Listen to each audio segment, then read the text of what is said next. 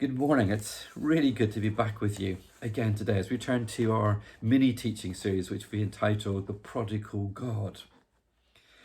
I guess, like me, there are many things that you miss as we begin to emerge from lockdown. One of the things that I'm missing are the regular trips to the cinema. All of the new releases have been put on hold during this period of lockdown.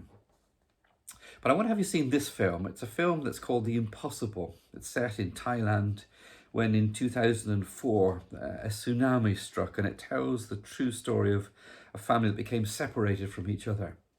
It's a really powerful story. And if you've seen the film, you'll know that after many twists and turns and against all the odds, this family are miraculously reunited together.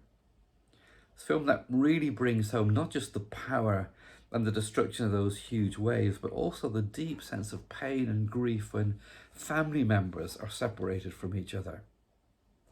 And Jesus told a story a little bit like that on one occasion, and we know it today as the story of the prodigal son, or as we're beginning to discover, the story of two lost sons.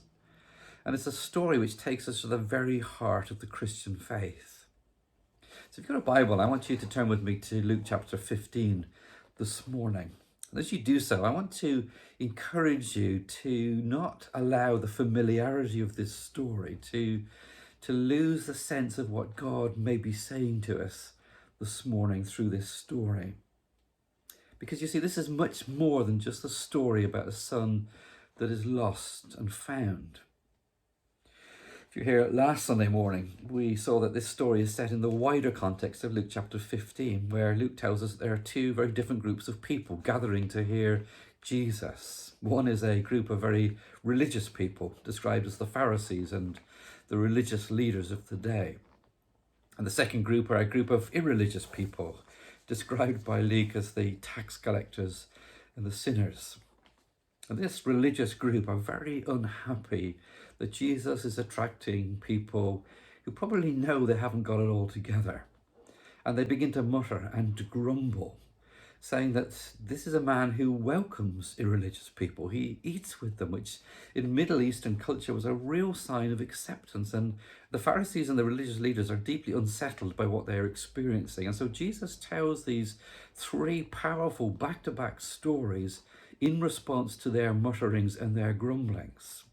And we looked at them last week, didn't we? The first is the story of the lost sheep in verses 3 to 7. The second of a missing coin in verses 8 to 10. And the final story, which we come to this morning, is all about a son who deliberately goes missing from home or deliberately walks out on his father. This has to be one of my favourite stories. It's reflected in this picture that I have hanging in my office. Deliberately put it in a place where I can see it. It reminds me that I am deeply loved by God. I love the imagery of being wrapped in the Father's arms. But this is much more than just a lost and found story. This is a powerful and profound little story that has much to teach us, both about ourselves and our own rebellious hearts, and also about God's heart for people like you and me. So will you come with me today as we dig a little deeper into this familiar story, and as we seek to hear God speaking into our lives by the Holy Spirit as we look into his word together. As we've seen already, this is a family story. It's about a father and an older son and a younger son. And the younger son comes to the father in verse 11 with a rather outrageous demand, and demands for his share of the inheritance. Give me my share of the estate, he demands. And in the time of Jesus, when a father died, the oldest son always got a double portion of what the younger child received. So if there were two sons, as there are in this story, the older son would receive 2/3 of the estate and the younger son 1/3. So this story opens with the younger son coming to the father and demanding for his 1/3 of the estate. It's a story that begins with a radical rejection. We're going to see that in verses 11 and 12. And we get to see that in this demand for an immediate share in the inheritance, there is something deeply troubling taking place. And in order for us to feel the full force of this request, we need to immerse ourselves into Middle Eastern culture for a few minutes. Here's one particular commentator who helps us to do that, as he writes, in Middle Eastern culture, to ask for your inheritance while your father is alive is to wish him dead. This request from the younger son is staggering in that particular culture, because in that day, your inheritance nearly always involved the land on which you lived and worked, and it would only be distributed to the children after a father had died. It was a demand that would have brought complete disgrace to a family name, and it shows a complete lack of respect for a father.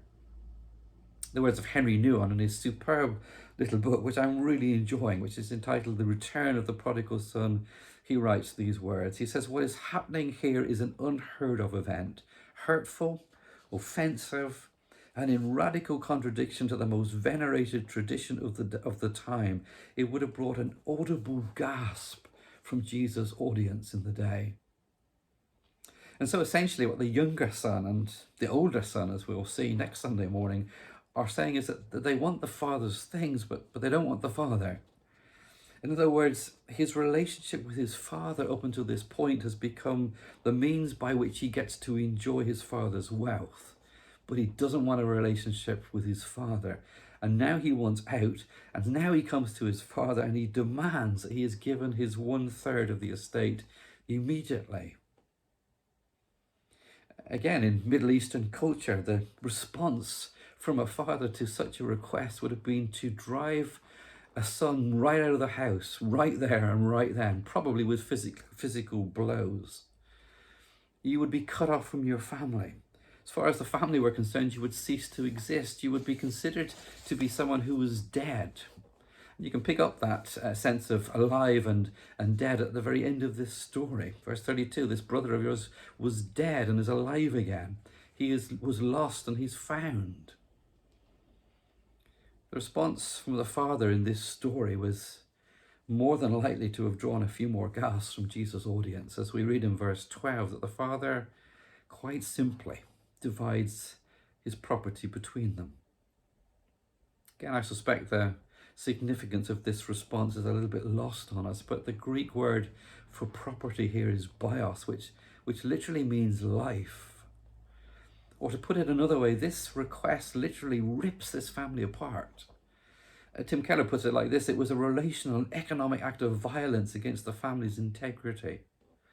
You see, to lose part of your land in Jesus' day was like losing a part of yourself, along with a major share of your standing in your local community. It's a little bit difficult for us to draw an exact parallel into our society today, but it would be akin to selling up everything that you had, liquidating all your assets because one of your children came to you and said, look, I'm not going to wait for the will to be read. I want my share of the estate now. And that would be especially difficult and deeply painful if there were other people still living at home. This younger brother is literally asking his father to tear his life apart.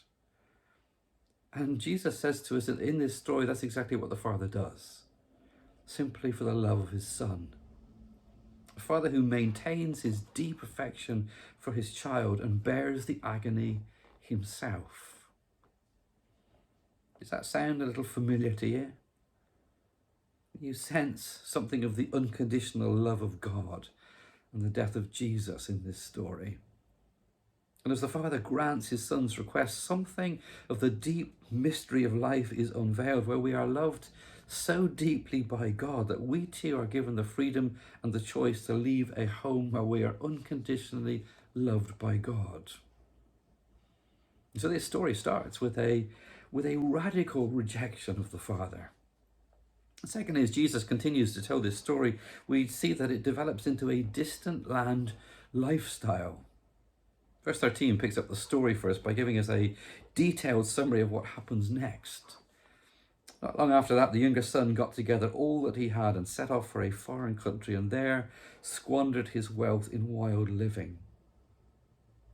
Henry Nouwen identifies this search for belonging that lies deep within each one of us, as he writes, Leaving home is living as though I do not yet have a home and must look far and wide to find one.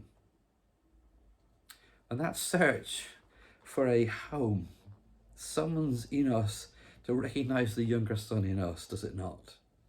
Because every time you and I settle for the distant country rather than the home that is described at the start of this story, we begin to slip into the lifestyle and the values of a distant land that is far from home. It seems to me that almost from the moment that we're born, we begin to experience the competing voices of the distant land. We're told you can make it on your own. We're told go out and prove that you are worth something. We're told do all that you can to ensure that you're accepted by others. We're told don't show your weakness to others or someone will take advantage from you. All kinds of competing voices that lure us into a place and experiences that fail to deliver that fundamental and God-given sense of being loved and needed and wanted. And every time you and I search for that unconditional love where it cannot be found, you and I become the prodigal son in this story. Distant land thinking encourages me to prove myself to the world around me that I do not need God's love, that I can make it on my own. Beneath the storyline of the prodigal son lies the great rebellion that we read about in Genesis chapter 3. The prodigal son's no to the love of the Father reflects the original rebellion of Adam and Eve and their rejection of the God who loves us. And as this prodigal son moves further and further away from the Father and the unconditional love and the acceptance of home, the sequence of events are almost predictable, aren't they? Have a look at verse 14 with me. And after he'd spent everything, there was a severe famine in that whole country, and he began to be in need. It's reached that point in his life where no one around him shows the slightest interest in him. We would probably describe him as a lost soul. Noticed and probably admired for his money and his wild living. And now with no money left to spend and no gifts left to give, he literally stops existing to those around him. Verse 16 picks up the story for us. He went and hired himself out to a citizen of that country who sent him into a field to feed his pigs. And as verse 17 makes it clear, no one was going to give this young man any food. So he ends up eating the very food that he's feeding the pigs with. The story seems to suggest that by this stage he wasn't even considered to be a fellow human being. He'd become completely dehumanized. It seems that death itself would be preferable. It seems that there is nothing left to live for. Disconnected from family, disconnected from friends, disconnected from his community. But it's at this point of deepest isolation and loneliness and emptiness that we're told that this young man comes to his senses in verse 17. It's like a wake-up call to how lost and disconnected he has really become. Radical rejection of the Father, moving into a lifestyle that gets influenced by competing voices. And finally in the story, we're introduced to a long journey home, verses 17 to 20. Home for most of us conjures up pictures of safety and security. Even though many of us have probably had more than enough of being at home over the last few months, we still have that sense of knowing that home is where we belong. That's why we often use phrases such as feeling at home and saying there's no place like home. And it seems that it's something of this sense of home that brings this younger son to his senses as he recalls the unconditional love of his father, as he reflects on all that he's left behind. And I find it really striking just how often he mentions his father as he makes these plans to return home. Here it is in verses 17 to 20. And when he came to his senses, he said, "How many of my father's hired men have food to spare? And here I am starving to death. I will set out and go back to my father and say to him, Father, I've sinned against heaven and against you. I'm no longer worthy to be called your son, so make me like one of your hired men. So he got up and went to his father. A twofold plan to return home. Firstly, to admit that he's wrong and that he can no longer be called a son. And secondly, a plan to ask his father to make him like one of his hired men. This is a very specific request, and again, we need a little bit more understanding of Middle Eastern culture. But this younger son had disgraced his family, and as a result had disgraced his whole community. And the rabbis of Jesus' day taught that an apology was not sufficient. You needed to make restitution to your society in order to be allowed back into the community. So the son's speech goes a little bit like this: Father, I know I don't have the right to come back into your family, but if you apprentice me to one of your hired men so that I can learn a trade and earn a wage, then at least I can begin to pay off the debt I owe to society. And as Jesus begins to describe the homecoming, the crowd, who I suspect by now are hanging on to every single word of Jesus, are in for another shock. As the father spots his returning son, he runs to meet him. Another gasp from the crowd, because in Middle Eastern society, patriarchs didn't run. But this father not only runs to meet his wayward son, but with an open display of emotion, he embraces him and he kisses him, as we read in verse 20. There's no room for rehearsed speeches to be heard. Verse 22, quick, bring the best robe and put it on him. The best robe in the house would have been the father's own robe. It was an unmistakable sign of being restored to the family. But the father is making it crystal clear that we cannot earn our way back into the family, as he simply welcomes his son home and covers him with his own robe and covers his poverty and his ragged clothes and welcomes him home. Love how Henry Nouwen describes this homecoming scene. He writes this: receiving forgiveness requires a total willingness to let God be God and do all the healing, restoring and renewing. Those who are listening to the story that Jesus were telling were expecting a very different conclusion to this story. You see, in Jesus' day, if a son attempted to return home under these circumstances, they would have been given a taste of their own medicine through what was known as a kazaza ceremony. It would have been unthinkable for a father to run and to meet his returning son, let alone display the kind of emotion that the father does in this story. Instead, everybody would line up at the edge of the village, where they would take clay pots and they would smash them at the feet of the returning son. It was a powerful and really symbolic way of making it clear that the relationships were broken. The word kazaza literally means to cut off. And through this brutal ceremony, the son would be cut off from the community, which is just how the irreligious group of people who gathered to hear Jesus are feeling at the start of this story. They're a group who've gathered to hear Jesus, who long for restoration, who long to be included in God's story, only to be told by their religious leaders that they were excluded. And hearing this story with this deeply shocking and wonderful conclusion, they discover that Jesus is speaking into their story as lost sons and daughters. And so instead of a kazaza ceremony, a feast is announced. Instead of a cutting off ceremony, a homecoming party is organized, because that's what the grace and mercy of God looks like. That's what the grace and mercy of God feels like. Instead of condemnation, we receive a pardon. Verse 23, bring the fatted calf. Let's have a feast and celebrate. This son of mine was dead and he's alive again. He was lost and is found. And so they began to celebrate the restoration of this younger son to life and back into the family and back into his community. What a scene. The father has yet to deal with the much more complicated older son, and we'll get to take a look at that next Sunday morning. But what a challenge to the mindset of the elder brother.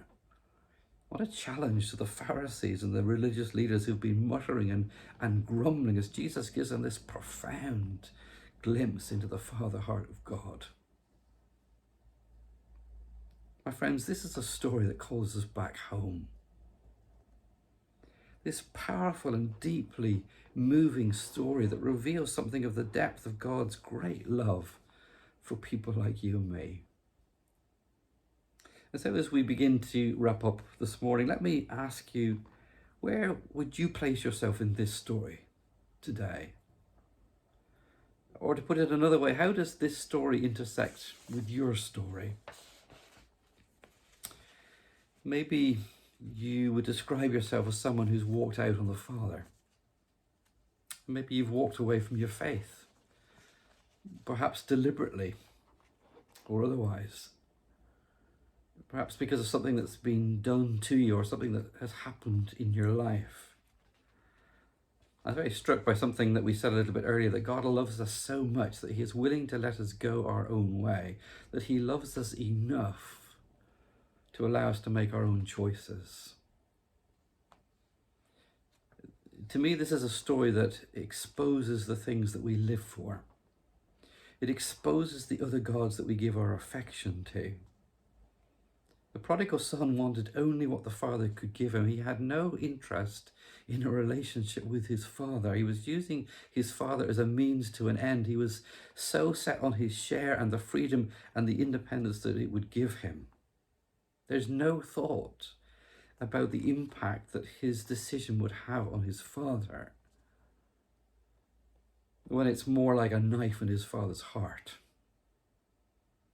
And every time you and I embark on a search for unconditional love where it cannot be found, we are acting like a prodigal son or a prodigal daughter. My friends, this is a story that invites us home. This is a story that invites us home to a relationship with the living God, home to the Father heart of God. Or maybe you've lost your way.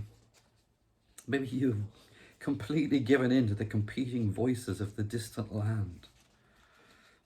These days of COVID-19, with all of its challenges, has brought us face to face with ourselves like never before, and we don't always like what we see. I've had so many different conversations with so many people in recent weeks about how we have lost our sense of identity and worth and meaning and purpose in these lockdown days, because so many of us have been confronted with the ultimate question of to whom do I ultimately belong? Do I belong more to the things and values of this world than I do to the Father? Have I succumbed to the competing voices of our world that encourage me to look for my sense of value and worth in my career, in my home, in my friendships, in my possessions, in my lifestyle? Distant voices of the distant land that compete for my attention. They disconnect me from my Father's home. They lead me to believe that I can find my sense of worth and value and dignity in other things rather than in a relationship with the living God in whose image I have been made. Competing voices from a distant land that create an expectation that cannot but fail to satisfy our deepest needs. That describes you this morning. Then this story of Jesus is calling us to our senses. It's calling us to return home, to the one whose arms are open and waiting and longing to receive us. Or maybe as you listen to this morning, you are thinking to yourself, you know what? God's just given up on me. There cannot be any way back to God. Maybe you've done your own version of the prodigal son's repentance speech. Wherever you may be in this story today, this message of Jesus to those who were listening that day is this: that God's love and forgiveness can pardon and restore any and every kind of wrongdoing. It doesn't matter who you are. It doesn't matter what you have done. love these words of Tim Keller. There is no evil that the Father's love cannot pardon and cover, and there is no sin that is a match for his grace. But for all of its beauty, the story of the prodigal son does not end here. There's a cost to this grace and mercy. What we deserve is the kazaza ceremony. What we deserve is the cutting off, because there is a cost to our rebellious ways. There is a price to be paid. But if you look closely enough at this story we've been looking at this morning, then like the returning prodigal son, you will see not the kazaza ceremony that we deserve, but instead you will see the Father's heart. You will see the prodigal God. You will see Jesus, the one who became the prodigal for our sake, the one true son who left his heavenly home with the Father and came to a foreign country, the one who gave away all that he had, the one who cried out, my God, why have you forsaken me?" as the heart of the Father is ripped open, so that you and I need not be forsaken by God, the one who died to bring us home to the Father, the one who conquered death and returned home to his Father's house, the one who came to seek and save those who are lost. It means that Jesus has done for us what the Father in this parable does for his Son. And through faith in Jesus Christ, this becomes our story. Through faith in Jesus Christ, this becomes the story of our return. Through faith in Jesus Christ, this becomes the story of our salvation. A story that calls us back home into the open and welcoming arms of the living God.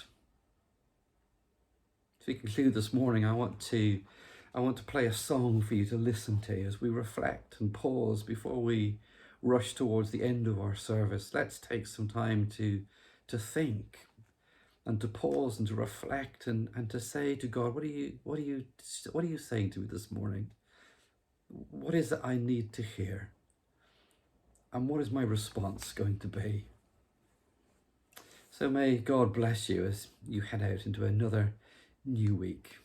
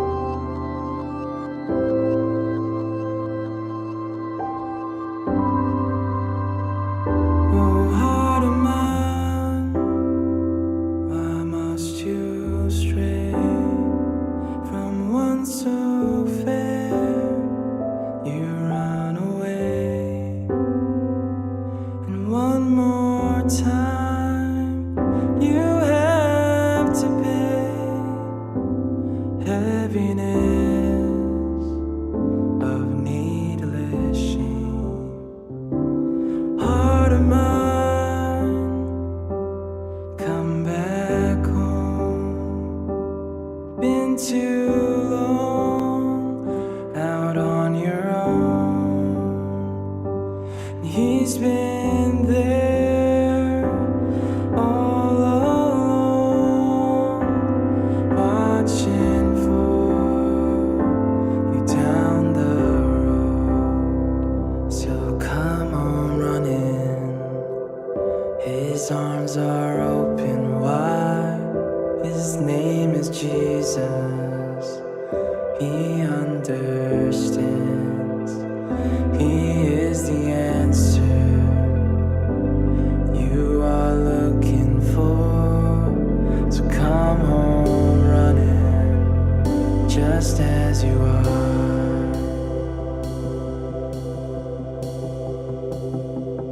Oh, child of God, so dearly loved and ransomed by the Savior.